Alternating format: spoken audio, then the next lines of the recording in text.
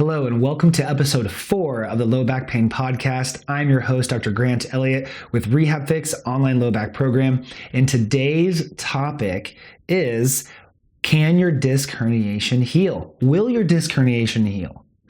Well, I am pleased to tell you that yes, it can. Yes, it will, assuming you are doing the right things for it. There's many people out there that are continuing to perpetuate their low back symptoms, their disc-related irritation, and we're here to teach you how to not do that, but also some statistics and facts behind how your disc herniation heals. So, many people out there who are struggling with disc-related issues, they often go and get an MRI, and as you all should know, if you haven't been following me on Instagram yet, you know that MRIs are usually not required for low back issues. Yes, they're probably going to say there's a disc bulge. Yes, it's probably going to show a herniation, but to blame that solely on your reason for your pain is not wise, and it can cause confusion, unnecessary costs, and unnecessary procedures.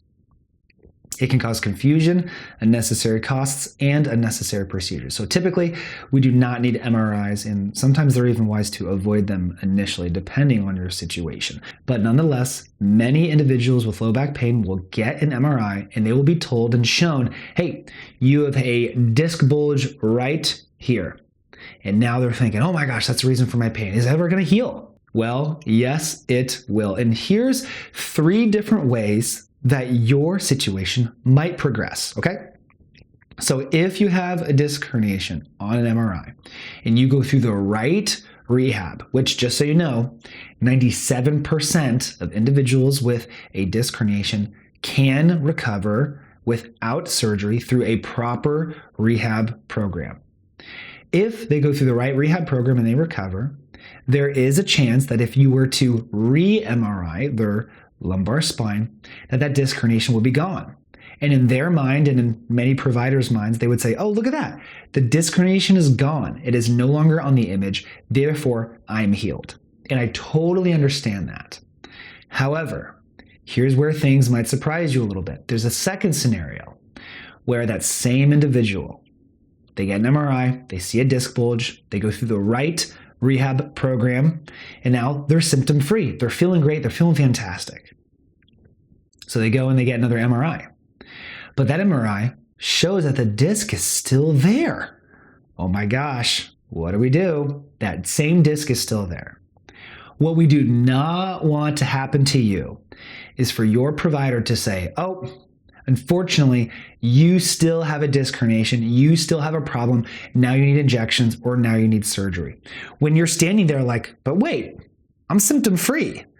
I don't have problems with this. And they're saying, well, yeah, you do. Look, and they convince you that you do. So now you're off telling everyone, oh, I thought I was better. I thought I was feeling good, but I'm not. I still have a disc herniation.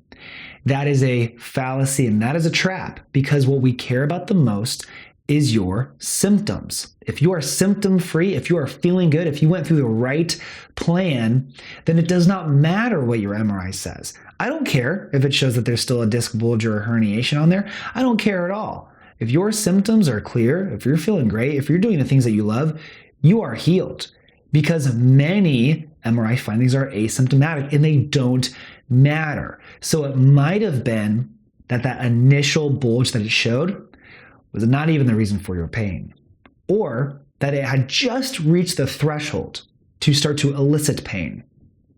But now that you've gone through the right program, it is no longer at that threshold. It is stable, even though it's still there on the picture. It is stable and is not going to cause you any problems, assuming you continue to move the right way.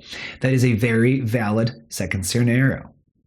Another scenario, finally, is someone might have very evident disc-related symptoms or sciatic-related symptoms, and they're thinking, oh yeah, I blew out a disc. There's no doubt about it. It's just a common term that I hear.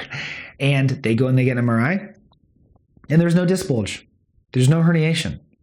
So once again, what we don't want to happen then is for the provider to go, oh, well, because this picture does not say that you have a herniation, even though your assessment and your symptoms exactly resemble a disc herniation, I'm going to tell you that you don't have one and that your pain isn't real and that there's no reason for it and that you're completely fine.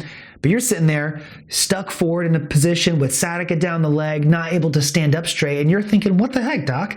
I definitely have a disc herniation. I'm not feeling good right now. We want to make sure that once again, we use our clinical judgment and we assess the person in front of us. And we are not just making our decision based on the image. So you can have disc-related injuries without a disc bulge or disc herniation on an MRI. And also, you could go through your proper rehab program. You could become symptom-free, get another MRI, and still there are no herniations or bulges on that MRI. So there was never one in the first place, but you still have disc issues. You can recover with proper disc rehab and then still not have one at the end. But we're not going to say, oh, well, there was never a problem there because look, we don't see it on a picture. That is not the right way to assess someone. Another interesting fact is that the larger a disc herniation is, the more likely it is to spontaneously resorb, meaning heal, regress, go back to where it came from. I want to say that again. The larger a disc herniation is, the higher chance it has to heal on its own. Yes, that is correct. So many individuals are told, oh my gosh, it's a big herniation.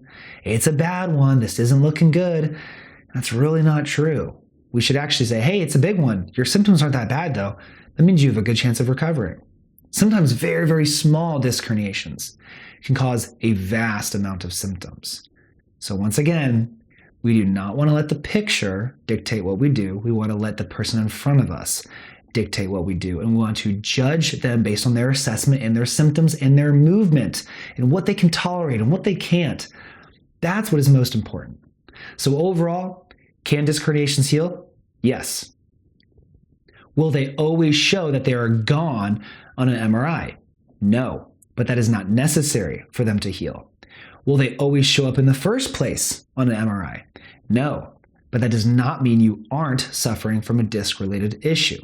Yes, disc herniations can and will heal 97% of the time if you have a proper rehab program, but we do not want to let the imaging confuse us and use that to determine if it is or is not there, or if we're healed or are not healed. We want to use our clinical assessment and what the individual is telling us. I hope that you enjoyed this podcast and learned something from it. If you did, please rate, review, and subscribe. And don't forget, if you are struggling with low back related issues and you are looking for guidance and help and someone that is truly invested in you, be sure to go to the RehabFix.com, submit an application for my low back coaching program, and so that we can meet and figure this thing out together as a team. Have a fantastic day.